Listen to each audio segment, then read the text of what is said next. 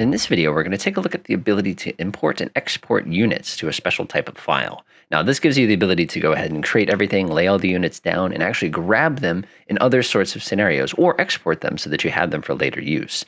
For example, let's go ahead and say I want to import some different places inside of California here. So I'm going to go up to Editor. I'm going to go down to Import Export Units, press Load Units Groups from a File, and let's go see if we have anything at our disposal as far as California goes. Keep in mind, there are databases you need to be thinking about. In this case, you can disable database compatibility. If the database is not exactly what it was saved as, this works very, very effectively. So we'll go down to United States. We'll take a look at California, and let's see what we want to go here. We'll go ahead and throw in a Travis Air Force Base. I'll go ahead and press Load Selected Installations, and you can see now this grabbed that file and gave me the entire Travis Air Force Base basically ready for our particular purposes. Now, not only can you import files that way, but you can also export them to save them for later. For example, what I did here is I set myself up a little desert fort surrounded by a couple helad sections. I'm going to grab them. You can either choose to group them or choose not to group them. It does not make much of a difference. So in this particular case, we'll go ahead and press Editor, Import Export Units, Save Selected Units, then we simply give it a name, Desert Fort, Fort of California. I will say it's valid 2000 and it's invalid 2025, and just a test. Press the Save button. Now we simply make our way to whatever folder. Again, you can create folders here. I'm going to go to US. We'll go to California. We'll come down here. We'll say Desert Fort Example.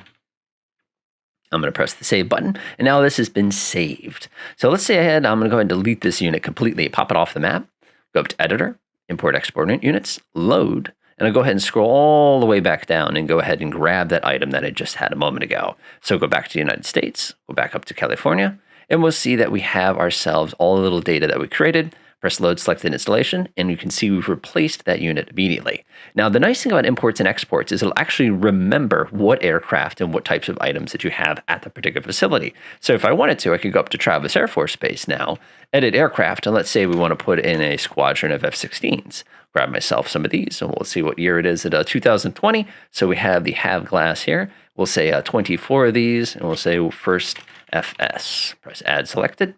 And we'll go ahead and now save this, and it will actually remember that we have those aircraft at our disposal. So go ahead and say Import Export Units, Save Selected. Again, we'll call this Travis with F-16s. We're going to say this is valid 2020 to 2025. Press Save. We'll go back to the US down at the bottom. We'll go ahead and pop over to California, and we'll say Travis AFB with F-16s. Press Save. I'll go ahead and delete this one now. And now you'll notice if I import this, such as I had a later scenario, that we'll be able to grab that Travis Air Force Base with everything still intact inside of it. So we'll go ahead back to Travis Air Force Base, press the Load Selected Installation, and you can see it kept the F-16s. This is an excellent way if you want to put together, for example, a surface action group that has a bunch of units, maybe ships, maybe cargo, maybe something along those lines inside of it, and you want to go ahead and be able to summon them back and then move them anywhere in the world. Again, this is a wonderful way to do that, but be careful with databases. You have to make sure that any database item that you have that you saved is present in the database in the given scenario that you're using.